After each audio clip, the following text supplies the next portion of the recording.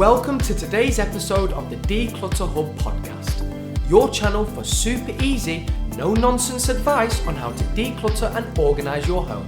Please welcome your hosts, professional organisers Ingrid Jansen and Lesley Spellman.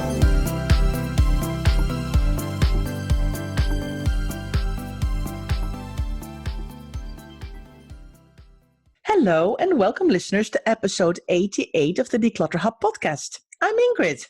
I'm Lesley. If you have clutter and want to sort it out, this is the show for you. Now, in today's episode, Lesley and I are talking about 10 things to declutter from your garden. It's just absolutely glorious weather here in the UK, and we're all hopefully spending a lot of time outdoors soaking up the sun. And having a tidy and kind of nice and decluttered garden is super beneficial to being able to enjoy your time outside. So Lesley and I are going to chat about the 10 things you can declutter from your garden, because a garden can definitely become a room that is part of the home when it's nice and you take care of it. Now, some of our suggestions are absolutely no-brainers, while others may not have been on your radar at all to do. So, Lesley, I think we're inspired by this lovely weather we're having, aren't we?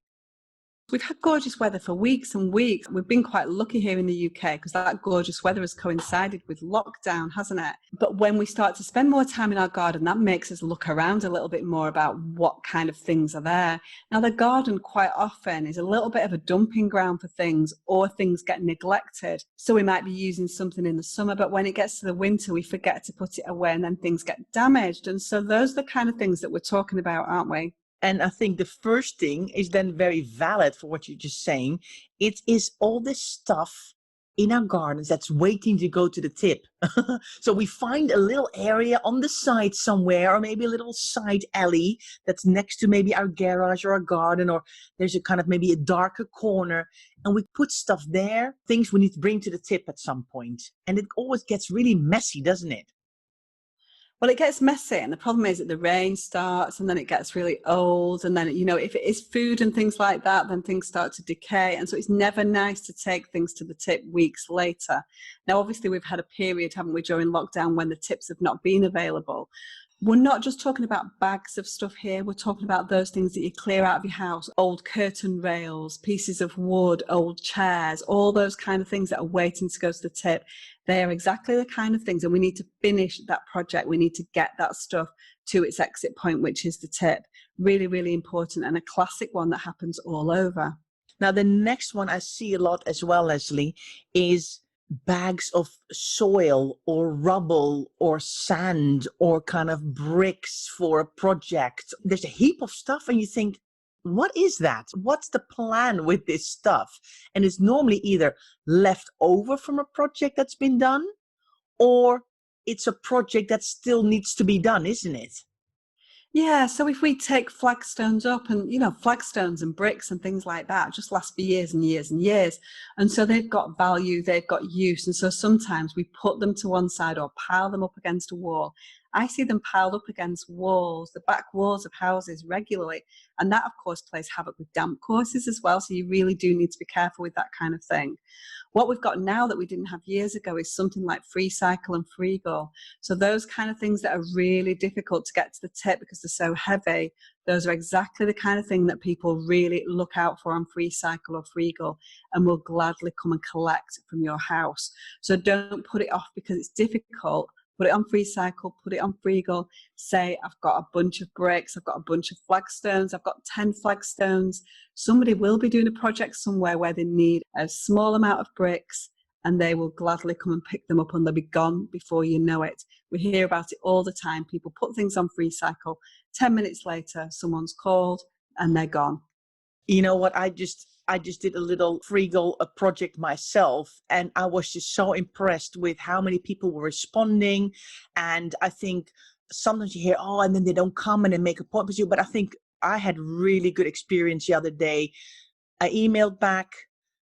We set the date and the time. He was really good at responding. He came, and it just saved me logging everything in my car, driving to the tip, unloading it again.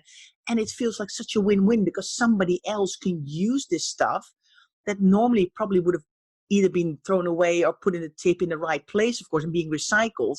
But it's so nice to be able to give something to somebody that they can use. I really love this whole frugal and free cycle. If it works well and people are reliable, it works brilliantly.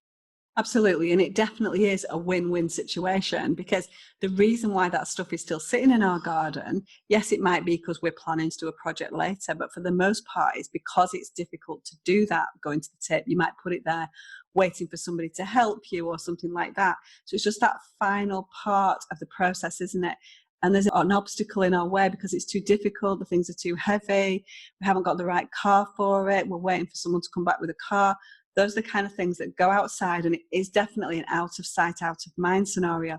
We put them outside, we pile them up neatly, they don't go and they sit around in our garden for months or sometimes years. Yes, Lesley, bricks, flagstones, soil, sand, unused, great way to get rid of this frugal and free cycle. But also stuff can be broken sometimes. And when we're thinking about broken things that we can find in a garden, it's things like empty plant pots, and they're kind of half broken, either from plastic or from stone. It doesn't really matter, but they're dangerous to handle because, I mean, a plastic plant pot doesn't seem like a dangerous thing. But if you put your hand in the wrong place, before you know it, you've got a bleeding thumb and you get sidetracked with everything. So be careful when you're handling all this stuff as well. But plant pots definitely are things we find in the garden all the time. Yeah, and I think that plant pots are also things that people keep for projects. And so there's little kind of plastic, terracotta, whatever they are, plant pots. People think, oh, they're going to come in. I don't want to go out and necessarily buy those again, so I'm going to keep them for another project. You know, if you're green-fingered and you do that, that's absolutely brilliant. But for most people, you're just going to buy plants from a garden centre, and then the stuff can be just thrown away. Or I don't know whether there are any recycling schemes at garden centres. I bet there are, to take them back to garden centres. But then you're just going to go out and buy more. You know, it's different if you're a gardener. But then if you're a gardener, you're probably not going to have tons and tons of rubbish around your garden, the kind of things that we're talking about. For a bog standard person like me, who doesn't really do that much gardening apart from maybe putting some bedding plants in each year, you really don't need to keep those plastic pots that the plants come in, because you're never going to reuse them unless you're a gardener. It also made me think, while we're talking about plant pot, it made me think about these kind of hanging baskets. Now, some of them are like from rattan. They look really nice when you first buy them, but then they've been outside on your shed hanging away, and you maybe been replacing the plants every year. But at some point, those rattan hanging baskets will deteriorate due to the weather and being outside. So if you've got things like that lying about, that is also a perfect thing to declutter from your garden, isn't it?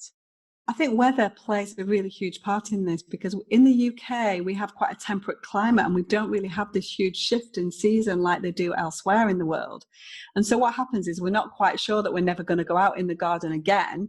And then we leave things outside, and then it's too cold to go out there, and so we don't do it. And then things get really damaged because they've not been protected properly over the winter. And that's what causes these problems and causes things to get broken or not look their best. These things really need to be put away at the end of a season. But when is the end of the season? That's the problem, isn't it? Yeah, I know. It's the same thing. Like my mom has got this outdoor tap where she's got her hose pipe is connected to her outdoor tap. And it's always the question, when are you going to turn that outdoor tap off? Because you never know. Because suddenly, I mean, I know she's Holland, but Holland and the UK are quite similar in weather. Then suddenly it's like, okay, it's turning colder now. We're probably going to have the autumn or the winter coming. And then suddenly there's like this week of blistering hot weather. And you're like, oh, I have to get out the shorts again, you know? And then you're like, oh, we shouldn't have turned the tap off. So I'm completely with you. And that reminds me also, garden hose pipes and watering cans. We find them all around gardens because they get very tangly messes, and they kind of, the rubber deteriorates over time, but they kind of are left because you never know when you might need a garden hose. So if you've got one that's all tangled up and the rubber is deteriorating and you know it's not going to work properly anymore, that's another thing that can be decluttered, isn't it, Lesley? Yeah, the problem with hose pipes is that quite often, again, we don't ravel them up properly. And so they end up in this tangled mess. They're outside, they're not stored as they ought to be.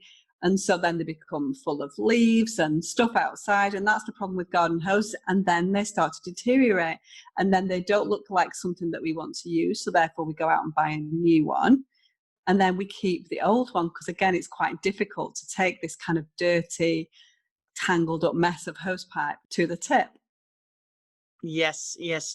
I mean, I actually invested in a bit of a garden hose holder a while back, and we drilled it onto the wall, and now I can actually fold it up because that was driving me nuts every time to have it all tangled all over the place. So now we've got this thing on the wall, you can just put it back nicely and it just works so much better. And the material and the equipment stays in better shape. So because it is not lying about everywhere and getting trampled on, and then in the winter it's just very easy to take it off the outside tap, put it inside, and then it's not a big job anymore then. But if of course it's spread all over the garden, it's tangled, then it becomes a big job. If it's cold outside, you need to untangle it before you can put it away. So you kind of make it easier on yourself when you do it this way. It is quite a big job, though, that kind of end of season sorting out in your garden, isn't it? So it's something that definitely needs to get scheduled to make sure that things don't get damaged. Yeah, yeah. And I think I saw a question somewhere from somebody who had some garden furniture outside, and they were like, "Do you take it all in, or have you got a cover?" And I think that's that's interesting because you want to take care of your items because this stuff is not cheap. You need to make sure you take care of it because that's something that you don't want to replace every year. So if you just put a cover over it or put it inside for the winter, if you've got room in your garage or a shed, your items will last much longer because they just don't get so dirty and damaged.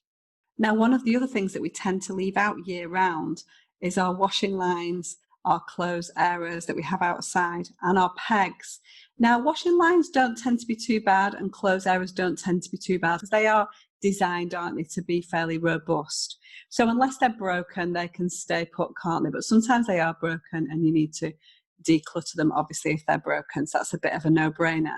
But the one that really does get left out all the time is pegs. So peg baskets or peg, because some people have got cloth things that they hang from their washing lines, and some people just have a little basket.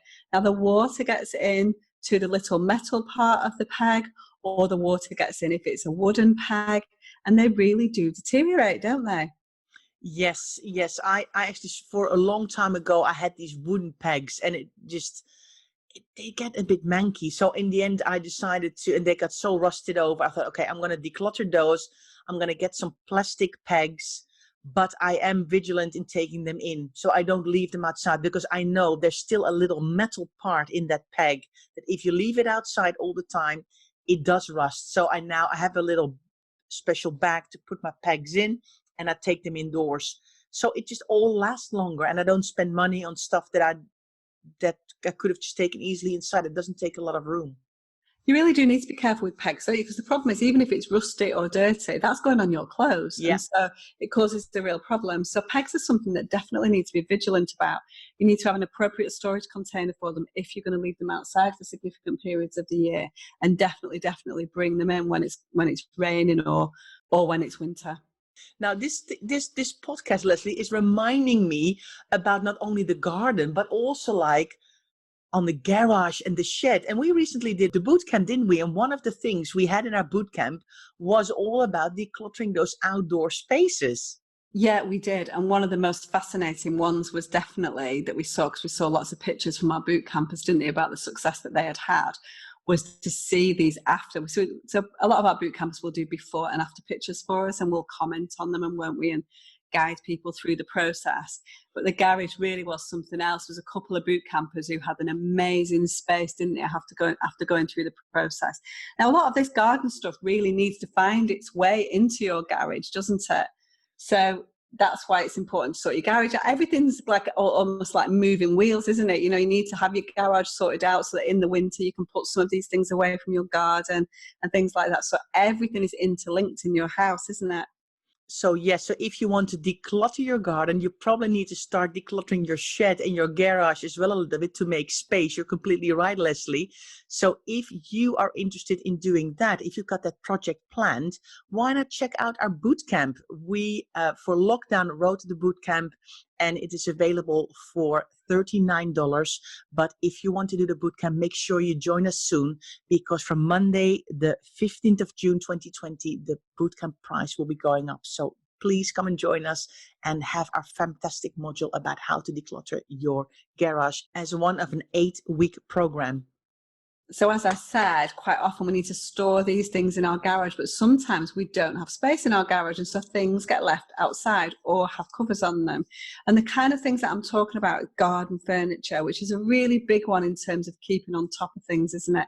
You really have to keep your garden furniture in tip-top condition. Now, I think the latest trends are more kind of rattan and that kind of thing, and they are fairly durable because it's plastic. And so it looks good, it's fairly durable, and it lasts from year to year.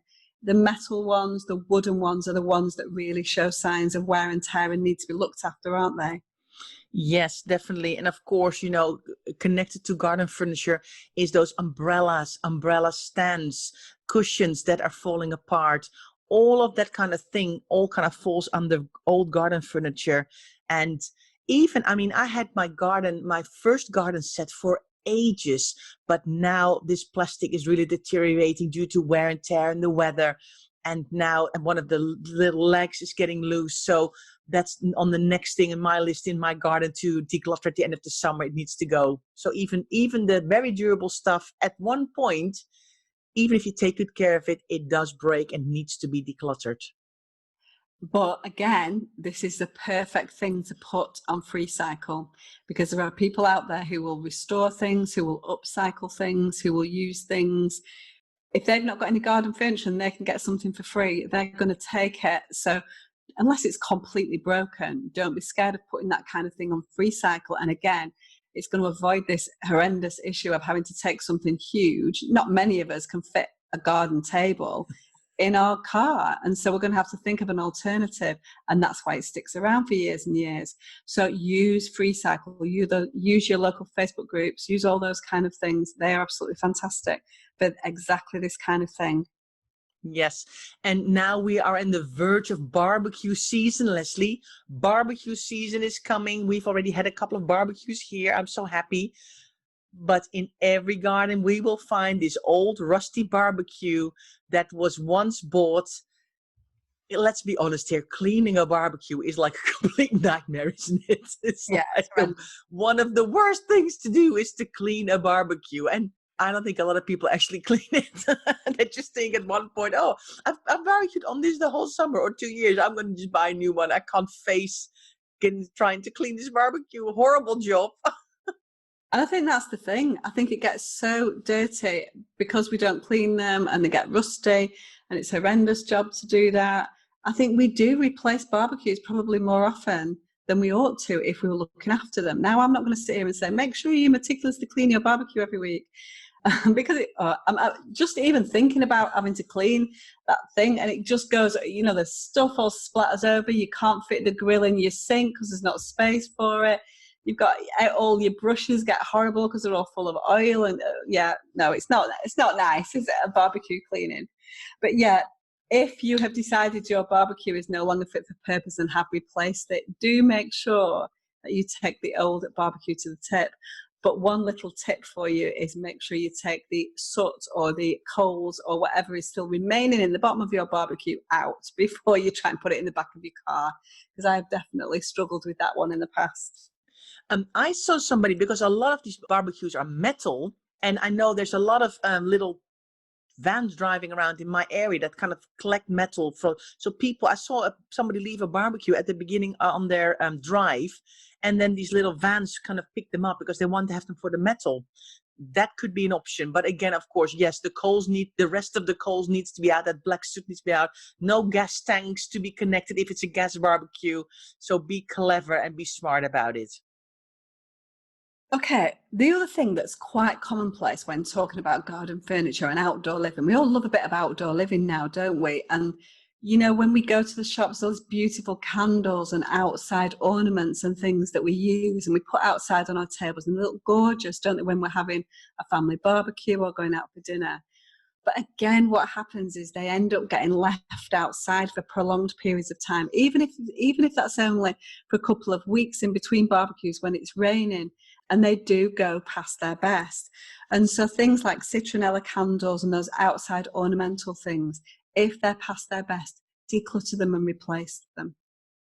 Yes, and also connected to kind of, I'm thinking, oh, you think about candles. I'm thinking about lights, these little fairy lights and solar lights that people have in their gardens. Are they still working? When was the last time you actually tried them? Are they rusted over, or is it a battery kind of lights? Has the water, the rain gone into the little battery pack? So look at those kinds of things as well. Besides candles, look at those lights and those little solar lights that can be put in your garden. Are they still in good enough condition? Because again, we're all talking about, I think a garden is really interesting, Ingrid, because it's full of barriers and obstacles, isn't it? Because these things are difficult. They're difficult to take to the tip. They're awkward. They're dirty. They're heavy. And also things like string lights that you're talking about and solar lights. Sometimes someone's gone to the trouble of putting them up in a tree or up high on a fence. And these things are not easy to get down. And that is exactly why we leave them. And we think, well, they're not causing any problems. But they all do add to this kind of unsightly, sort of messy garden. And we really want our gardens to work well for us. And as you said right at the beginning, to be this extra room in your house. Yes, because a lot of people either don't have a garden or only have a tiny little balcony. So having a garden, I think, is really such a wonderful thing to have, and especially when it looks nice and tidy, you can sit there, you can really relax. If you're out there and you're constantly looking at everything that's broken and not working and looking a bit dirty and manky, then it's not a place to relax anymore. It's just another room of stuff that needs to be done, isn't it? Do you know what? Before we started talking about gardens, it just popped into my mind then, Ingrid, about the fact that we do have a lot of American listeners, and so they would call a garden a yard. Now, this is very strange to us people in the UK, isn't it? Because a yard to us is a kind of concreted over or flagged over area at the back of a sort of smaller house, isn't it? So if you've got quite a small house and you've got a little area out the back that's flagged over, that would be called a backyard. Now, backyard in America is something completely different. So that's just a difference, isn't it, between UK and US terminology. I don't know what are other countries.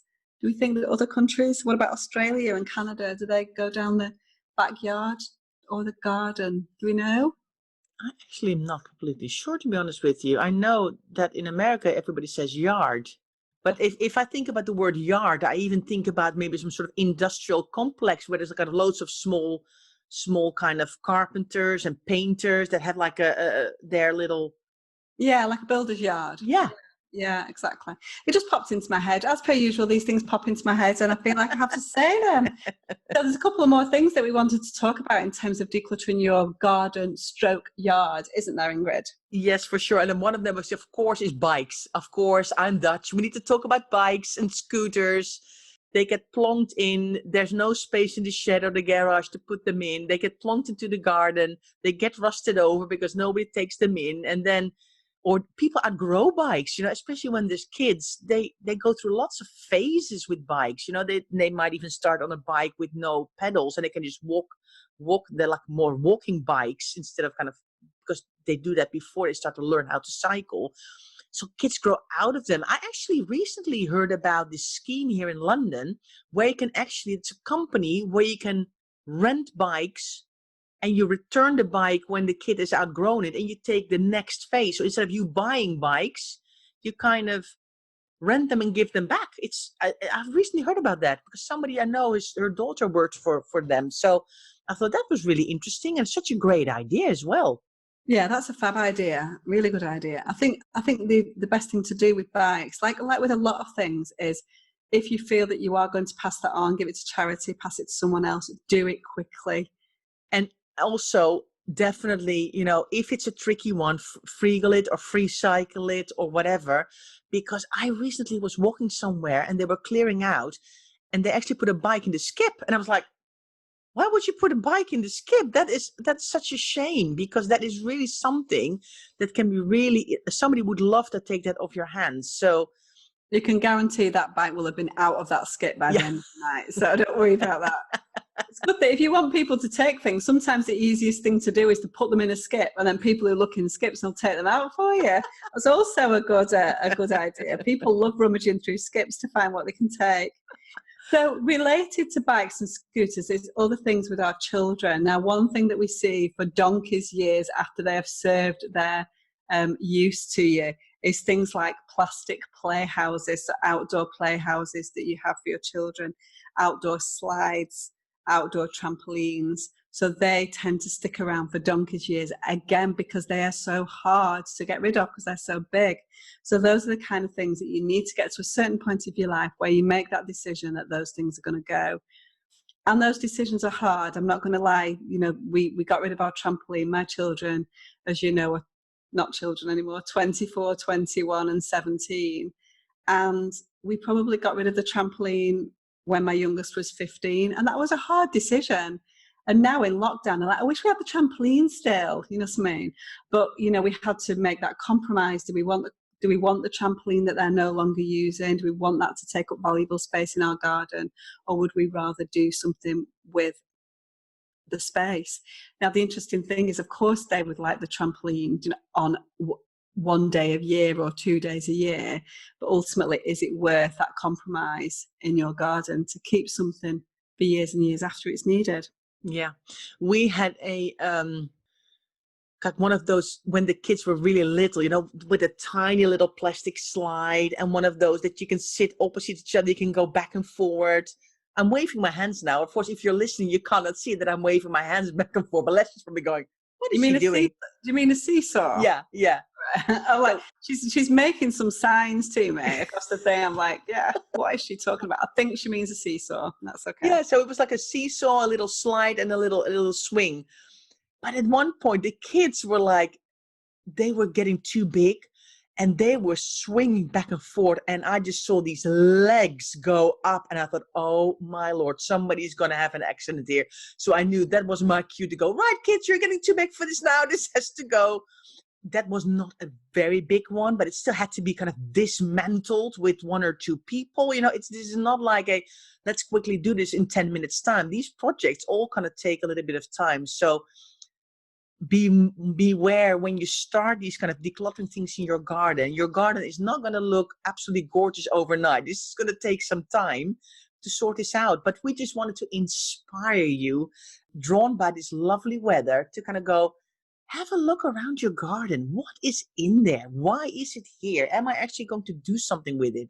Do I want to enjoy this space and invite people for a barbecue when the lockdown is lifted again? And do I want to make sure that the grass can be cut and there's not kind of old rusty pegs in the grass that can ruin my lawnmower? It's all of those little things that help towards making it easier to maintain it and keep it up. Now, there are many, many, many other things that find their way into gardens. I'm not going to lie, Ingrid, but that is our main ones, isn't it? Those are the most common ones. So hope that's been helpful.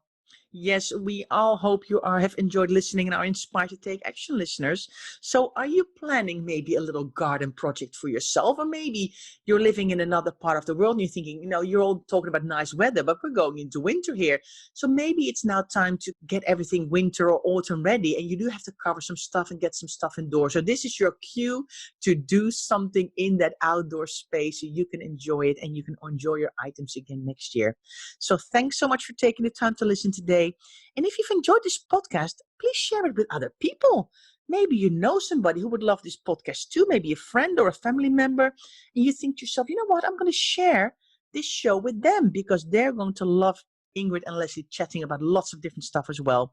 On our show notes page on our website, you can find all the sharing buttons. And of course, we are on Apple Podcasts, Spotify, Stitcher, and iHeartRadio. So if you'd like to get more tips and advice, please follow us on social media. We are on Instagram, Twitter, and Facebook. And of course, we've got our lovely, supportive Facebook group called the Declutter Hub Community. We'd love to see you there. If you'd like to find out more about our membership or our bootcamp, go to members.declutterhub.com to find out more information. So thanks very much for listening, and we'll see you next time. Thanks for listening to this week's episode of the Declutter Hub podcast. Check out declutterhub.com for more inspiration, and don't forget to tune in next week.